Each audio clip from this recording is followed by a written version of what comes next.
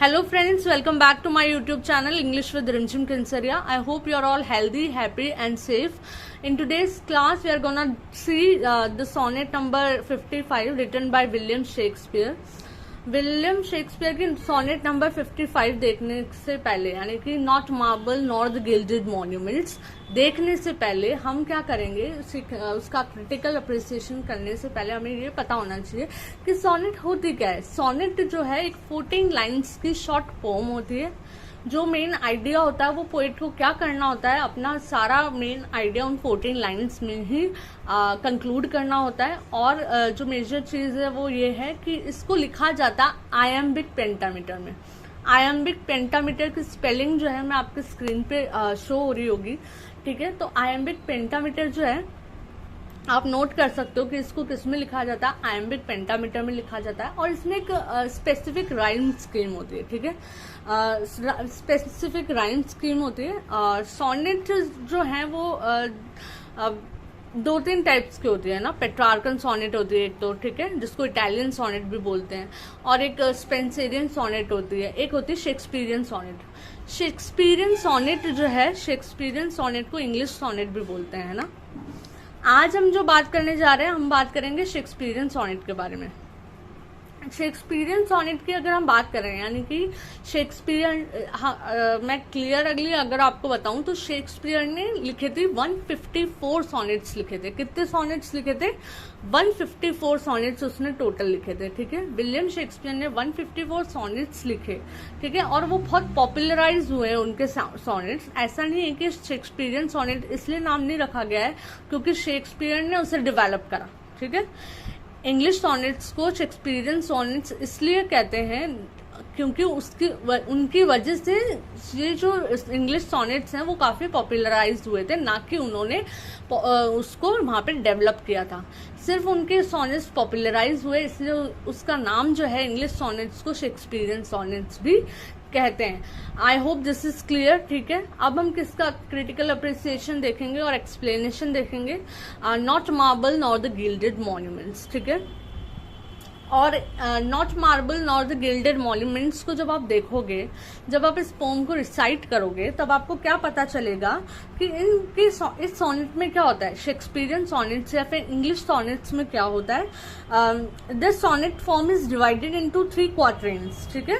Quatrains होते हैं 4 line each, है ना, and a couplet of 2 lines, ठीक है। एक कपलेट होता है, 3 तो क्वार्टरेंस होते हैं और एक कपलेट होता है। लास्ट में कपलेट किसको बोलते हैं? लास्ट की 2 लाइन जो होती है उसको कपलेट बोलते हैं। और क्वार्टरेन क्या होता है? 4 लाइन्स का स्टैंजा होता है, ठीक है। जो कि क्या होते हैं, क्वार्टरेंस तो 3 होते हैं यानी कि 12 लाइन्स ये हो गई और एक कपलेट हो गया, यानी 2 लाइन्स। तो टोटल कितनी हो गई? 14 लाइन्स हो गई, ठीक है।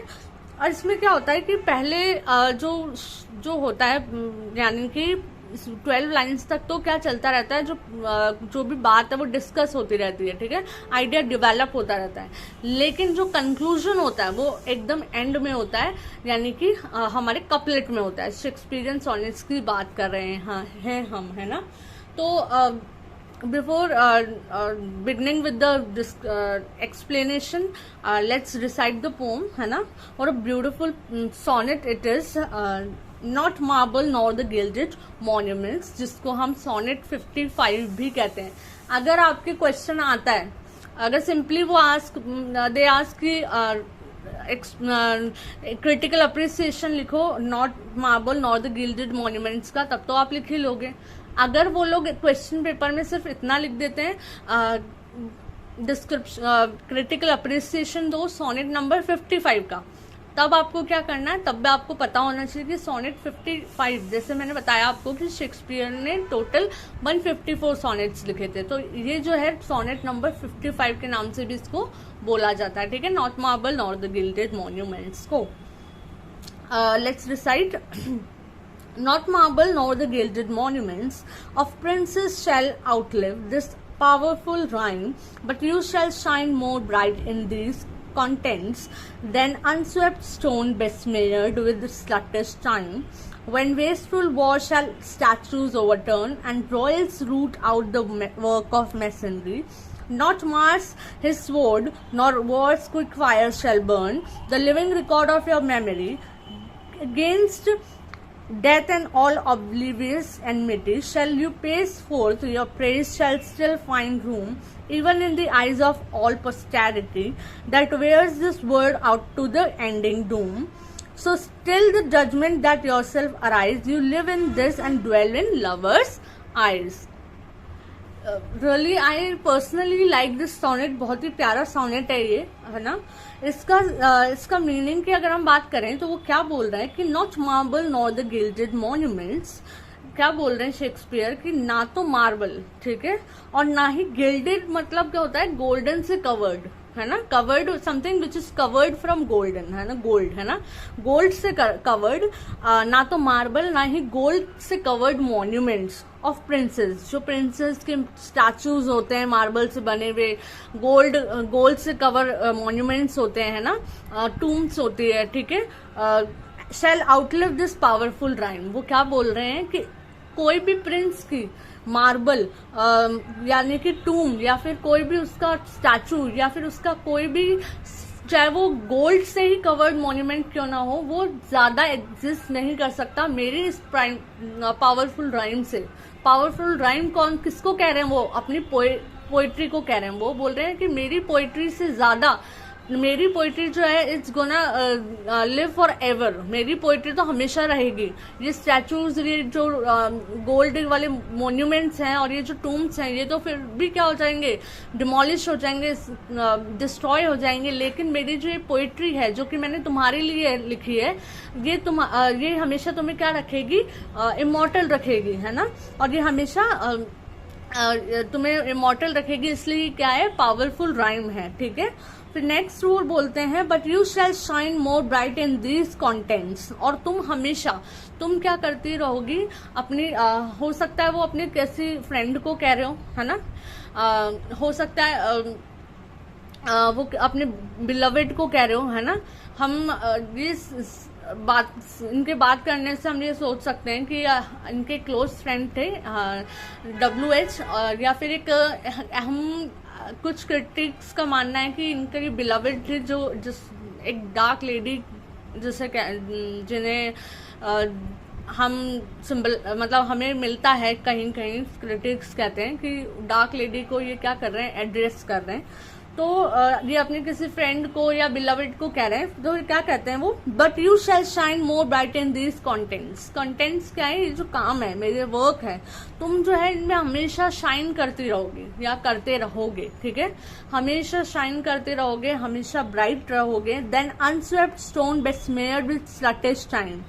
जबकि ये जो अनस्वेप्ट स्टोन होंगे, जैसे हम सब जानते हैं कि कोई भी स्टैचूज अगर बनते हैं, है ना, कोई भी मॉन्यूमेंट्स अगर बनते हैं, तो एक बार क्या होता है, स्टैचूज जो बनते हैं शुरू में सब वो अच्छे लगते हैं, उसके बाद में कोई ध्यान तक नहीं देता, है ना, उन पे कोई झाड़ू तक नहीं मारता, उनको कोई साफ तक नहीं करता. इसलिए उनको क्या कहा है शेक्सपियर ने, अनस्वेप्ट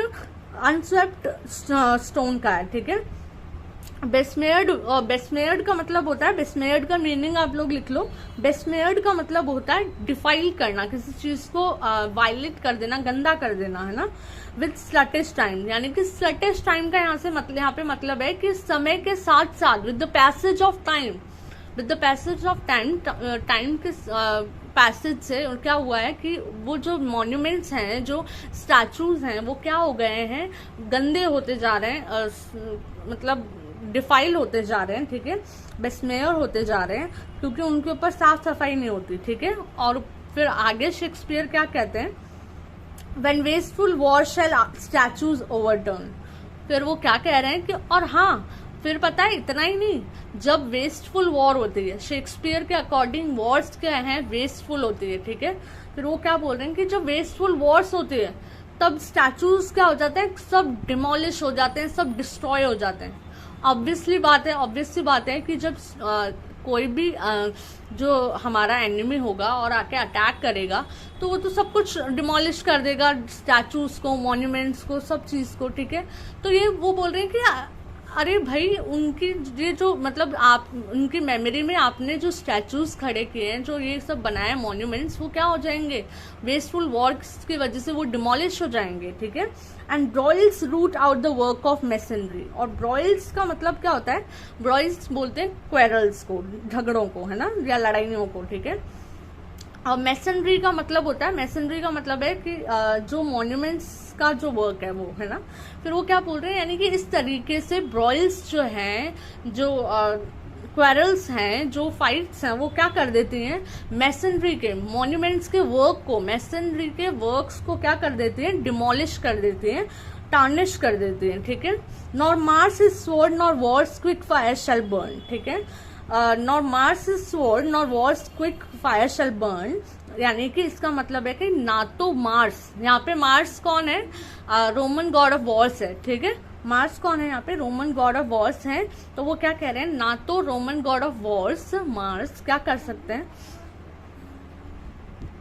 ना तो मार्स जो कि रोमन गॉड ऑफ वॉर है, ना तो वो अपने स्वॉर्ड से, और ना ही फायर अपनी फायर जो है, मतलब वॉर अपनी फायर से क्या कर सकता है, बर्न कर सकता है the living record of your memory. What a beautiful line. वो क्या बोल रहे हैं कि जो तुम्हारी मेमोरी में जो मैं पोइट्री लिख रहा हूँ, जो ये वर्ड्स लिख रहा हूँ, इसका लिविंग रिकॉर्ड जो है, कौन, खुद रोमन गॉड ऑफ वॉर अपने स्वॉर्ड से नहीं मिटा सकते, है ना। उनके वो तो इतने पावरफुल हैं कि वो सब कुछ मिटा सकते हैं, सब कुछ एक फाइट के अंदर सब कुछ खत्म कर सकते हैं। लेकिन वो चैलेंज कर रहे हैं कि Roman god of war Mars भी नहीं कर सकते, तुम्हारी इस लिविंग रिकॉर्ड ऑफ मेमोरी को डिमोलिश नहीं कर सकते, टार्निश नहीं कर सकते, डिस्ट्रॉय नहीं कर सकते, और ना ही वॉर अपनी क्विक फायर से तुम्हें कोई हार्म तुम्हारी इस लिविंग रिकॉर्ड को हार्म पहुंचा सकती है, ठीक है। आ गई बात समझ में।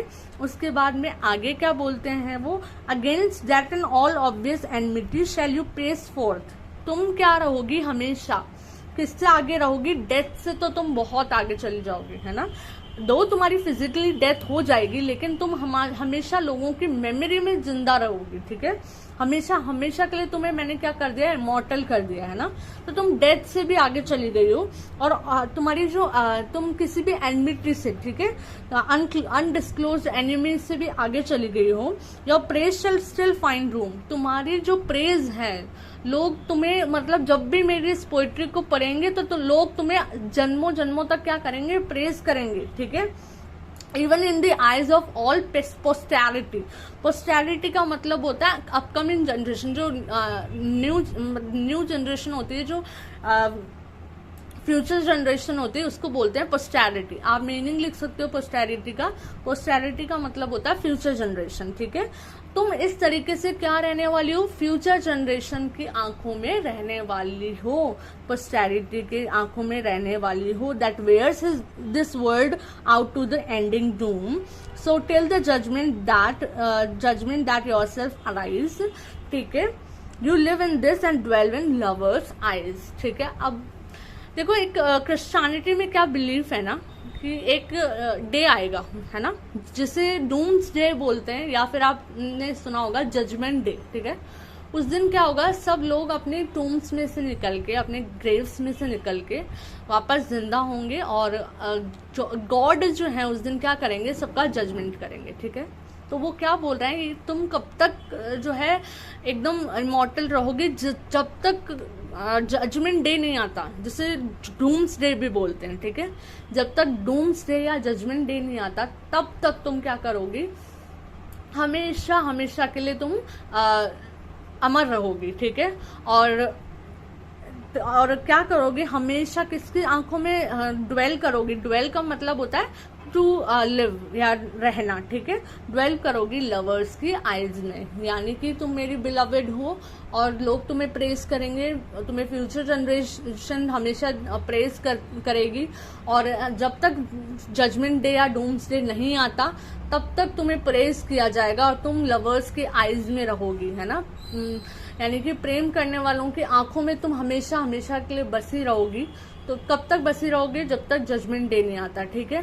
सो ऐसा माना गया कि जजमेंट डे जो होगा, डूम्स डे जो होगा, वो इस अर्थ का लास्ट डे होगा, ठीक है, जिस दिन गॉड जो है, लॉर्ड जो है, वो क्या करेंगे, जजमेंट करेंगे, जज करेंगे।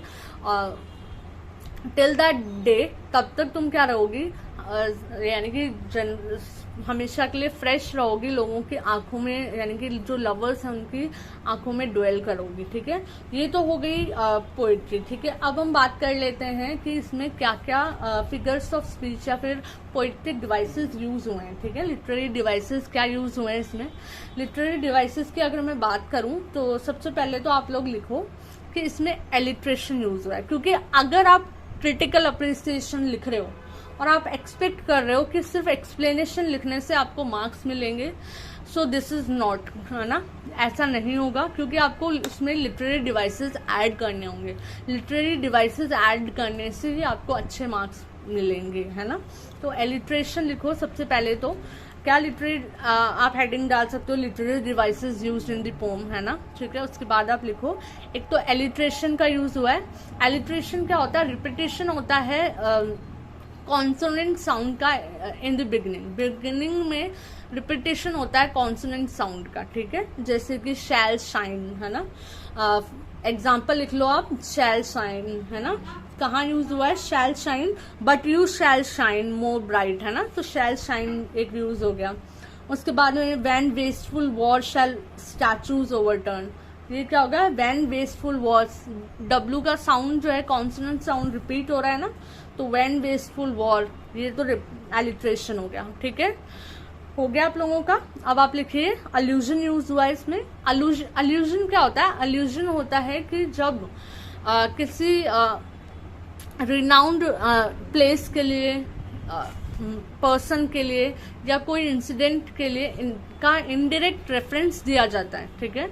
इनडायरेक्ट रेफरेंस जब हम देते हैं तो उसे अल्यूजन कहते हैं, ठीक है। इसके लिए आप एग्जाम्पल लिख सकते हो कि रोमन गॉड ऑफ वॉर्स का मैंने आपको बताया कि इसमें क्या दिखा है, रेफरेंस दिया गया है, nor Mars is sword nor war's quick fire shall burn. इस लाइन में रोमन गॉड ऑफ वॉर का क्या दिया है, रेफरेंस दिया है। तो एक तो ये हो गया अल्यूजन जो यूज हुआ है, ठीक है। दूसरा जो अल्यूजन यूज हुआ है वो ये है, so till the judgement that yourself arise, so till the judgement that yourself arise. ये कैसे हो गया, क्रिश्चियन बिलीफ का यहाँ पे अल्यूजन हुआ है, क्योंकि क्रिश्चियन रिलीजन के अकॉर्डिंग ही क्या होता है, जजमेंट डे आएगा जिस दिन गॉड जो है सबका जजमेंट करेंगे, ठीक है। आगे बात समझ में आगे करो। रिपीटेशन की बात करें अगर हम, तो रिपीटेशन में क्या होता है, रिपीटेशन में क्या होता है, कोई चीज रिपीट होना, है ना, कोई चीज म्यूजिकल इफेक्ट देने के लिए या फिर उसको यूनिट बनाए रखने के लिए वर्ड्स में क्या यूज किया जाता है, रिपीटेशन का यूज किया जाता है। और इसमें क्या यूज हुआ है, रिपीटेशन किसका हुआ है, शैल, नॉर, इसका बार बार रिपीट हुआ है, ठीक है। उसके बाद में आप नेक्स्ट लिखो पर्सोनिफिकेशन। पर्सोनिफिकेशन का यूज हुआ है और यहाँ पे पर्सोनिफिकेशन का मतलब होता है, पर्सोनिफिकेशन में क्या होता है कि पर्सोनिफिकेशन यानी कि नॉन लिविंग थिंग ऑब्जेक्ट्स को कैसे ह्यूमन बींग्स की तरह ट्रीट करना, उसे ये पर्सोनिफिकेशन कहते हैं, ठीक है। तो पर्सोनिफिकेशन में आप वो लाइन देखो जिसमें स्लटिश टाइम बोला है, जैसे that unswept stone besmeared with sluttish time. Time को स्लटिश का है ना, एज वी ऑल नो कि स्लटिश, स्लट का मतलब तो होता है immortal, something which is immortal, है ना, immoral, sorry not immortal, immoral, something which is immoral, है ना, और स्पेसिफिकली इमोरल वुमन के लिए यूज होता है। तो यहाँ पे टाइम के लिए इमोरल यूज हुआ है ना, यानी कि टाइम को स्लटिश का है। तो यहाँ क्या यूज हुआ है, पर्सोनिफिकेशन का यूज हुआ है ना। उसके बाद में आप लिख सकते हो इमेजरी का यूज हुआ है यहाँ पे। इमेजरी जो है, जब डिस्क्रिप्टिव लैंग्वेज यूज होती है उसको इमेजरी कहते हैं, ठीक है। तो यहाँ पे इमेजरी का भी यूज हुआ है। I hope this is clear, है ना। हमने क्या करा है, हमने पहले देख लिया सोनेट्स क्या होते हैं, ठीक है, सोनेट्स होते क्या है। उसके बाद में हमने ब्रीफली सोनेट्स को देख के हमने डिटेल्ड एनालिसिस कर लिया है किसका, इस सोनेट का, शॉर्ट सोनेट का हमने डीपली एनालिसिस कर लिया है। उसके बाद में हमने इसमें जो लिटरेरी डिवाइसेस यूज हुए हैं हमने उनको भी देख लिया है डिटेल में, ठीक है। तो I hope this is clear, आपको अब इसमें कोई डाउट नहीं होगा।